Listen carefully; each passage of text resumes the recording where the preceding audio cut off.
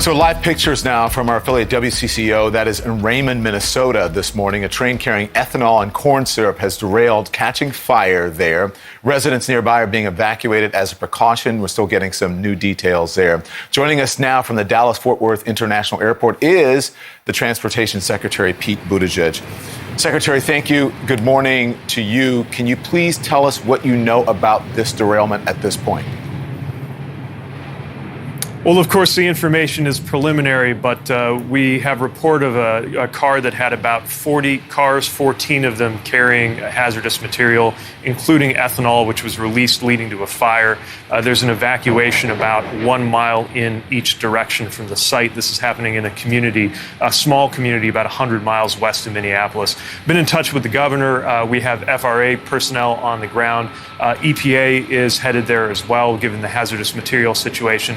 The most important thing for anyone in the affected area to know is that you've got to pay close attention to any instructions coming from first responders regarding the evacuation or anything else that local officials are telling you. That is for your safety, to make sure that no one is injured. And as of now, I have not seen a report of any fatalities or injuries. Again, obviously preliminary information right now, but we'll be following closely. Secretary, the last couple of times we've had you on, we've spoken about these derailments in Ohio and other places. I'm sure people at home, people in the community, they want to know, why does this keep happening? So the reason that we're pushing so hard on railroad safety is to make sure there are fewer of these incidents. The reason that there are fewer than there used to be in the past is regulation and enforcement, but there's still far too many. And this happens more often than I think most Americans realize. This is exactly why we have called on Congress to create tougher fines and penalties and more authorities. There's bipartisan legislation that would do just that. And in the meantime, without waiting for Congress, we as a department have stepped up safety audits, taken other steps so that we can hold railroad companies accountable. Now, the freight railroads often resist this kind of regulation and enforcement, but this is a big part of why we have far fewer derailments and accidents than we did 10, 20, or 40 years ago. It's also the path to having fewer of these accidents than we do right now. As you say, far fewer, but I mean, what has happened now is catastrophic, especially when it comes to Ohio. I want to move on now because we have so much news to discuss here and ask you about the breaking news coming out of Moscow, the arrest of an American Wall Street Journal reporter, Evan Gershkovich, in Russia on suspicion of espionage. The Wall Street Journal is denying these allegations. How is the Biden administration responding this morning, Secretary? Well, I'll defer to the White House and the State Department on an official response. What we know is that this is a country that believes in freedom of the press, and we know that those kinds of First Amendment freedoms and rights that are so important to us here in the U.S. are not respected in a country like Russia. But again, obviously, as news unfolds, I know there will be more from the administration on this. You have not been briefed on this? No, I've been focused on the transportation side. All right. Let's talk about then what's happening in Texas. You're in Texas as part of the Biden administration's Investing in America tour to highlight improvements the administration is making to air travel and to infrastructure. The agency has announced that Americans could see a 45% increase in flight delays this summer. Why are you still expecting such huge delays? Well, we're doing everything that we can to make sure that airlines take good care of passengers.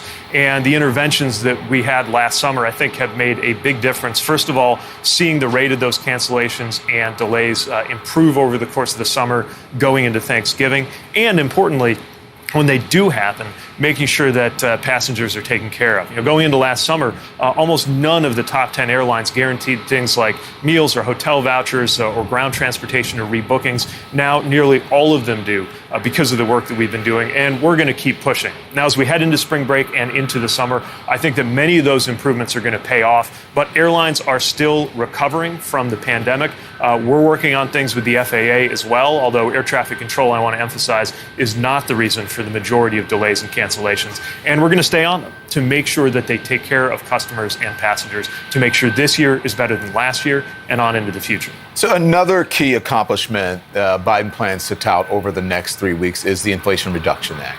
But Senator Joe Manchin, who played a key role in shaping that bill, says that President Biden betrayed him writing this. The administration is attempting at every turn to implement the bill it wanted, not the bill Congress actually passed.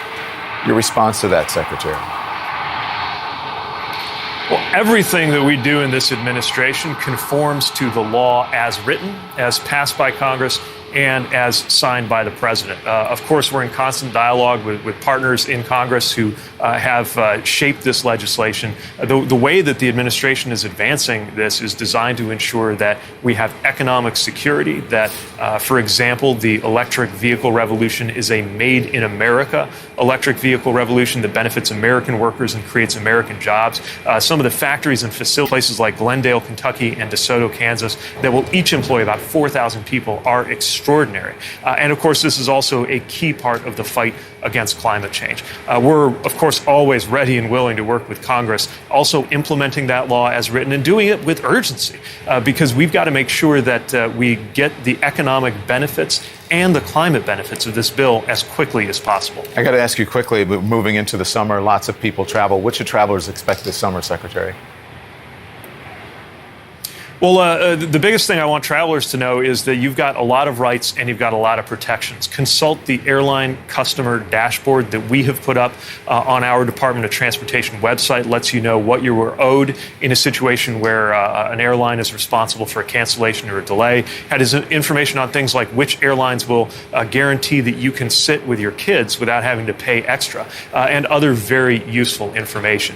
It's been very encouraging economically to see the extraordinarily fast return to the skies and return to travels when just 2 years ago, the big question around the aviation sector in the U.S. was whether it was going to go out of business. But with that comes a lot of strain on the system. And that's part of what I'm doing out here right now, visiting 4 airports over 2 days, meeting with air traffic controllers, looking at the results of some of the runway and taxiway and other improvements that we're making, and the investments that President Biden's infrastructure package is delivering across the country, including things that passengers will never see. But as a passenger, I want you to know that these improvements are designed for you not to have to worry about them when we change a taxiway so that it's safer or upgrade an air traffic controller. But the reason it does matter to you is it's part of making sure that your trip is safe. As we keep an eye on the breaking news coming out of Minnesota, as you know, visiting the site from Ohio, right, was a subject of consternation. Do you plan to visit Minnesota? Right now, I am not going to get in the way of investigators or local officials. I did visit Ohio. As far as we know, it's the first time that a transportation secretary has visited a hazardous material derailment site, because it was very important for the community to hear the message of support from this administration. But I went the day that the NTSB released its preliminary fact-finding report. Right now, what the community needs is support from first responders. We'll help any way we can. I've been in touch with the governor already this morning. And while our department doesn't have a direct first responder role, we do have personnel on the ground making sure that we can provide support. Transportation Secretary Pete Buttigieg, thank you.